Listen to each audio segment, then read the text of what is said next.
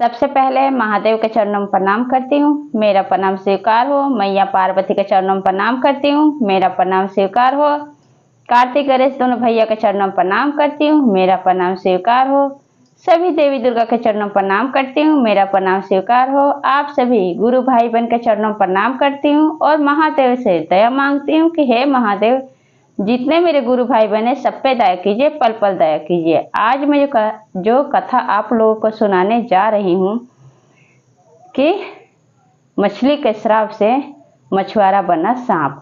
कथा बहुत सुंदर है, शुरू से अंत तक सुनिएगा और कथा अच्छा लगे तो मेरे वीडियो को लाइक कीजिएगा। अगर आप लोग नए हैं तो चैनल को सब्सक्राइब कीजिएगा, घंटी के निशान को जरूर दबाइएगा ताकि कोई भी कथा हम डालें आसानी से आप लोगों के पास पहुंच जाए और आप लोग रोज नए नए महादेव का शिव चर्चा कथा सुन सके। और दोस्तों में रिश्तेदारों में शेयर कीजिएगा। कमेंट बॉक्स में हर हर महादेव जरूर लिखिएगा, क्योंकि भगवान का नाम बोलने से, लिखने से, सुनने से सारी कष्ट, सारी परेशानियां दूर होती हैं।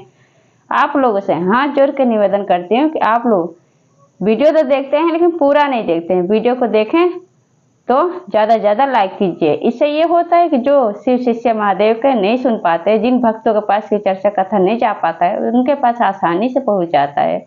तो चलिए ज़्यादा बात नहीं करते हुए कथा शुरू करती हूँ। एक गांव में एक आश्रम था। आश्रम में एक गुरुजी और शिष्या रहते थे। गुरुजी महादेव के परम भक्त थे। गुरुजी हमेशा अपने शिष्य को सही रास्ता दिखाते थे, सही मार्ग दिखाते थे।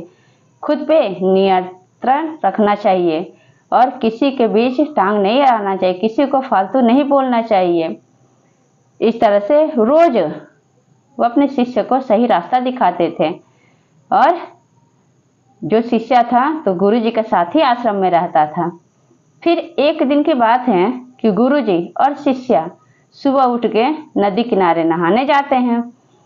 जब गुरु शिष्य नहाने जाते हैं तो क्या देखते हैं कि एक मछुआरा नदी में मछली मार रहा होता है और मछलियों को जाला फेंक के मार के निकाल के मछलियों को पानी से बाहर रख देता है, नदी किनारे रख देता है। अब मछली सारा तड़पने लगती हैं, लेकिन जो शिष्य उसको खुद पर नियंत्रण नहीं रहता है और वो कहता है मछुआरे से कि जिस तरह से तुमने मछली को पानी से निकाल के नदी किनारे रख दिए हो, मेरा मन करता है अभी तुम्हारे शरीर से तुम्हारी जान निकाल ले। तब गुरुजी कहते हैं कि खुद पे नियंत्रण रखो, किसी के बीच में टांग मत अड़ाओ। कोई कितना भी गलत करता है, ऊपर वाला सब देखते हैं। परमात्मा सबका हिसाब किताब बना कर रखे हैं। हम और तुम कौन होते हैं? फिर भी शिष्य नहीं मानता है और कहता है कि बताओ मछली कितनी तड़प रही है। मछली का जीवन पानी है, पानी के बिना मछली एक पल नहीं रह सकती है। गुरु भाई बहन, अब मछुआरा नहीं मानता है। फिर क्या करते हैं कि जब शिष्य लड़ाई करने लगता है मछुआरा से, तब गुरुजी शिष्य का हाथ पकड़ के खींचते हुए अपने आश्रम में ले आते हैं। तो 2 साल तक गुरुजी और शिष्य नदी में नहीं जाते नहाने। तब क्या होता है कि जब 2 साल के बाद फिर गुरु और शिष्य कहता है कि हम उसी नदी में जाएंगे नहाने जहाँ हम पहले नहाते थे। तो गुरुजी कहते हैं कि ठीक है चलो। शिष्य को लेके जाते हैं। गुरुजी समझते हैं कि शिष्य तो सब भूल गया होगा, 2 साल हो गया है। तब जब जाते हैं तो क्या देखते हैं कि एक मोटा सांप नदी किनारे मरा पड़ा है और वहाँ पे चोटी वाली चींटियाँ सब खींच खींच के उस सांप को खा रही हैं। तब शिष्य कहता है गुरुजी ये देखिए, ये मरा हुआ सांप पड़ा हुआ है, यहाँ पे चोटी और चींटी दोनों खींच खींच के खा रही हैं। मैं ऐसा करता हूँ, मैं चींटियों का सारा सांप को खींच के निकाल देता हूँ और पानी में दहवा देता हूँ। मरने पे भी इसको चैन नहीं मिला सांप को।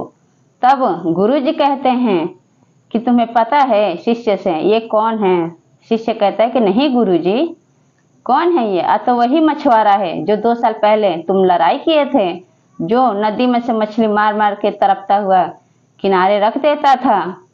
पानी के बिना मछली तड़प तड़प के मरती थी। वही मछली आज छोटी वाली चींटी बनी है और वही मछुआरा एक सांप का रूप लिया है। अब ये मछुआरा सांप बन गया है, मर गया है, तो चींटी चोटी वाली सब खींच खींच के खा रही हैं मछुआरे को। तब कहता है शिष्य कि गुरुजी आप सही बोल रहे थे कि जो यहाँ पे गलत करता है, अच्छा चाहे बुरा कुछ भी करता है, तो सब देव के देव महादेव हैं जो कैलाश पर्वत पर बैठे हुए हैं, सब देख रहे हैं। उनके लाठी में कोई आवाज नहीं होता, लेकिन जिसके ऊपर गिरता है तो उसको अपना जो है परिणाम, जो बुरा भला अच्छा करता है उसको उसका परिणाम जरूर मिलता है। आप सही बोलते थे गुरुजी, आप सही कह रहे थे। तब शिष्य को समझ में आता है कि मेरे गुरुजी हैं महादेव के परम भक्त हैं, ये सही रास्ता दिखा रहे थे, सही मार्ग दिखा रहे थे। तो गुरु भाई बहन, हम जो भी काम यहाँ अच्छा करें चाहे बुरा करें, हम सबका हिसाब करने वाले ऊपर महादेव के देव महादेव हैं जो 3 लोक के मालिक हैं। तो ये चर्चा आप लोग को कैसा लगा कमेंट बॉक्स में जरूर बताइए, और सब बोलिए हर हर महादेव, माता पार्वती की जय।